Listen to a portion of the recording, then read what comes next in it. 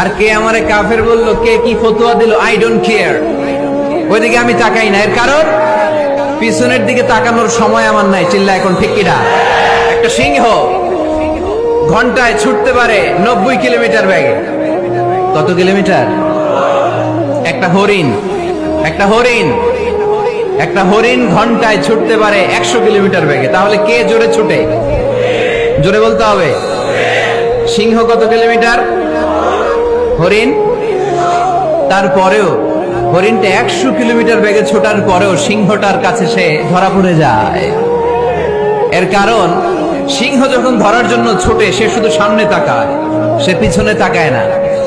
আর হরিণ 100 কিলোমিটার বেগে ছোটার পরেও সে ধরা খেয়ে যাবার ভয়ে বারবার পিছনে তাকায়। আর পিছনে তাকার কারণে ওর গতিটা স্লো হয়ে যায় আর সিংহের হাতে বধ হয়ে যায়। পিছনে তাকাবার সময় আমাদের নাই। চিল্লায় বলো ঠিক কিনা?